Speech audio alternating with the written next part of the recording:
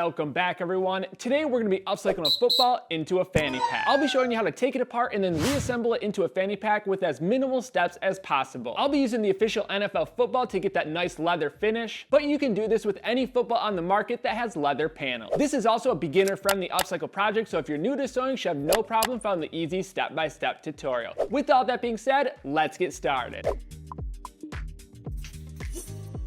Getting started with supplies, you'll need one football, and I'm going to be using the official NFL football for this project. It's definitely on the pricier side, but the overall quality of the leather is a lot nicer than what they offered in the replica. But either way, you can still make this project with any football that has leather panels. Moving into construction, the first thing we're going to do is figure out what side is going to be the front and where we want to place the zipper. I'm going to be placing my zipper above the laces, so I have those laces up front along with the NFL logo. So with that in mind, I'm going to be taking off one of the bottom panels opposite of the NFL logo and the laces. It's actually really simple. All you need to do is grab a de-threader and go right down the seam. Remove the inflation bladder and flip the wrong sides out. This will give you better access to de-thread the opposite side of the panel. We will be reusing this piece to make the side panels for our fanny pack, but for the moment we can place it off to the side. Now we can flip the right sides out and start to visualize the shape of the fanny pack. Luckily, the shape of a football is already similar to the shape of a fanny pack, so there's not a lot of steps we need to take to fine-tune the design. And to quickly go over it again, I'll be placing the zipper above the laces on the side opposite of the NFL logo. So the side with the logo will then become the bottom of the bag. Since that's going to become the lower side, I want to reduce the second bottom panel, which will ultimately become the bottom side panel of the fanny pack. This will also reduce the depth, so I'm going to cut straight across. Now we're going to flip back around to the front side and trim the sides. As you can see, the sides currently go to a point, and we don't want this to install the side panels. We need to trim it flat so we can install a side panel nice and easy. The key is to trim as little fabric as possible, because the more you trim, the smaller the width of the fanny pack will be. So be very careful and try to cut a straight line without removing a ton of fabric. And don't worry if it's not a perfectly straight line after cutting, because we can correct any minor curve in future steps when we attach the side panels. But anyways, moving on to the next step, grab the zipper and lay it on the top panel above the laces. And you'll need to make a decision on the placement of the zipper within that panel. I'll be placing mine closer to the laces, but not too close, because then you don't have room to attach the zipper. So the best thing to do is kind of move it around until you find the spot that you really like the look of. I'll be placing mine directly over the mini NFL logo, and that's about 1.5 inches away from the laces. Once you found that perfect placement, mark it with chalk, then we're going to grab a pair of scissors and cut directly down the path.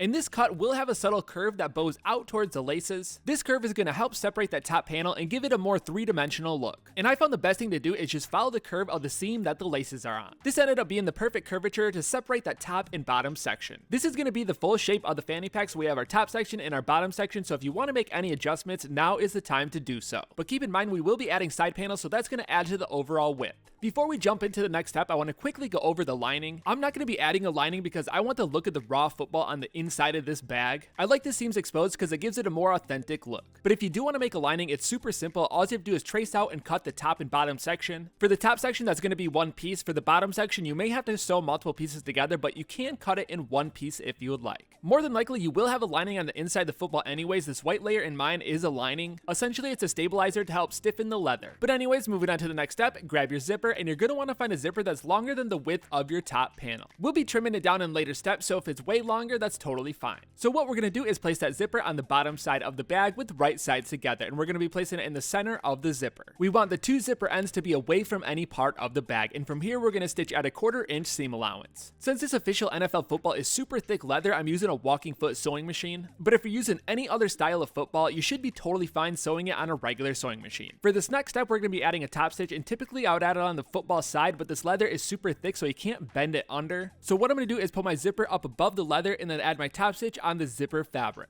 Ultimately, it's going to reduce the width of the zipper, so you need to be very careful not to reduce it too far so the zipper train doesn't go through. You can also skip this step if you want, but I really like the way it flattens out the zipper. It just makes it look more professional, and it blends more with the leather panels. Now we can grab the top panel, and we're going to sew it to the opposite side of the zipper. I left a little piece of the NFL logo on the opposite side of the zipper, which will help me center the top panel. It's good to keep some sort of marking, because when you're working with this thick material, you can't really pin the whole zipper onto the top panel. You have to start at one side and then sew it and move it as you go down the zipper. So it's best to have some sort of marking in the center to help keep everything lined up. And once you have it lined up, we're going to sew it just like we did in the previous steps. Attach it to the zipper and then flip the right sides out and add a top stitch on your zipper fabric. And after finishing up the stitch, double check, make sure that top and bottom section are perfectly lined up. If everything is looking good, we can move on to the next step, and we're not going to be trimming the zipper ends just yet. We'll be doing that after we install the side panels. And that's what we're going to be doing next. So grab the extra panel we removed in the first step. We'll be using this piece to create both of the side panels. So fold it in half and line the folded side up with the side edge of the bag. We want the side panel to be taller than the edge, and we'll be trimming it up in later steps, so don't worry if it's way taller. So cut the extra panel in half and then cut about 1 inch from the point. I also removed the stabilizer lining from both of the side panels just to make it a little bit easier to sew through. And doing this will also give the bag a little bit more flex to wrap around your waist or back once it's assembled. But now we're going to take those side panels, line them up with the side edges of the bag, and as you can see, mine are way taller than the side edges. That's totally fine. We're going to line it up in the center and place the right sides together. And I find it's best to install the side panels taller so that we can trim them up in later steps. But before you start to sew the side panels on, make sure you move the zipper chain to the middle of the bag opening. And from here, with the side panels lined up, we can take it to the sewing machine and sew at a 1/4 inch seam allowance. It's pretty tricky sewing over all the football seams and the zipper on top, so just take your time. And before we trim the zipper ends, we're going to be adding a top stitch to the side panels. And pretty much all we're going to do is fold the side panel outwards and add a top stitch directly on top of the side panel seam. And as you can see, my side panel is a lot taller, but don't worry, we're actually going to be reshaping that in the next step. So fold the side panel outward and add your top stitch. After finishing up the top stitch, fold the side panels upward and trim the zipper ends flush with the seam allowance. For this next step, we're going to be reshaping the side panels, and I'll be reshaping mine by flattening out that top edge and then curving the bottom edge up so it blends with the bottom panel. You want to leave about 1 to 2 inches on the outmost side to give yourself room to install the webbing. Now that we have both of the side panels cut, it's starting to look more like a fanny pack. The biggest thing you want to double check before moving on is that you cut both of the side panels almost exactly the same. If everything is looking symmetrical, then we can move on to the next step, and that's going to be installing our webbing. I'm using a standard 1-inch webbing, but feel free to switch it up and use any width webbing you would like. I also only have about 1.5 yards of this webbing, so I'm going to split it in half and put a piece on each side. And what I'm doing is placing the webbing in the center of the side panel. As you can see, I have plenty of space along the outside edge. If you are using a wider width webbing, then you're going to want to make more space along the outside edge. But anyways, from here with the webbing lined up, we're going to take it to the sewing machine and tack stitch the webbing into position. We'll be adding the buckle at the end, so the best thing to do is to roll up the webbing and pin it down so that way it's out of the way when we stitch the back panel on. You also want to quickly double check to make sure that the webbing is lined up on either side, because if it's off a little bit, it's going to offset the layout of the bag. But if everything is looking good, I'm going to grab my back panel piece, and I cut this out of a separate piece of fabric because I didn't have enough of the football to make an entire back panel. I'm using a super lightweight faux leather material. It's pretty much a vinyl, but you can realistically use any style of fabric, canvas, denim, twill for this back panel. And to get the shape of the back panel, all I did was place the assembly over the fabric and trace around the outside edge. This will give you the perfect shape and also the exact circumference. So to install, we're going to flip the wrong sides out for the main part of the bag. Then we're going to take our back panel piece, place it over top with right sides together. And again, since this is thicker material, it's hard to place pins, so you kind of have to move it and sew it as you go. So once you're ready, take it to your sewing machine and stitch all the way around the outside edge at a 1/4 inch seam allowance. And I like to sew through the corners so that way when we pop it out, the corners are nice and square. So typically for the next step, I would add bias tape on that stitch we just made. But like I said in previous steps, I want to keep the rawness to the inside of this bag, so I'm not going to be adding the bias tape. If you are using a fabric that does fray for your back panel, then you may want to add the bias tape. But either way, adding it or not adding it, it's still going to end up the same way. And from here, we're going to flip the right sides out. Take a quick look around the outside edges where the back panel meets the front panel. Make sure there's no openings and all those layers got stitched together. If everything is looking good, we're fairly close to being done. If you want, you can add a tack stitch to the side panels. This will give a little bit of extra strength, so that way when the webbing is pulling on the side panels, it's not going to rip out, but it's totally up to you and how thick the material is you're working with. Now we can unravel the webbing and grab our buckle. I'm using a standard plastic buckle that's the same width as my webbing. I'm going to start by feeding one of my webbing ends through the side that has a double opening, and I'm going from the back to the front opening. I like to pull the webbing out the second opening 1 foot, then grab the second webbing strip and feed it through the opposite opening on the buckle. Roll the end over twice so you have a nice clean edge and place a pin. And remember to do the same thing for the first webbing end. Roll it over twice and place a pin. Once you have both webbing ends rolled over and pinned down, we're going to take it to the sewing machine and add a tack stitch. And I recommend going back and forth a few times to really secure the webbing ends down. Typically I'd add a strap adjuster to the buckle assembly so I didn't have that piece flapping around, but I didn't have a ton of webbing to work with, so I had to do it this way. If you don't want that strap flapping around, all you have to do is cut a little piece of elastic, create a loop, and put it over top. Luckily, I made the strap smaller, so I'm going to be maxing it out most of the time, so it's not going to be flapping around. But if you do have enough of your webbing material, I do recommend adding a strap slider, and you can check that out in my other videos. And for the final step, I added my branding. I cut small leather strips out of the scrap fabric and added on with double-sided rivets. I also used one to create a zipper pull. This is a nice small detail, and it adds a lot to the bag. This is also a good way to use up the rest of the scrap fabric, so it's a zero waste project.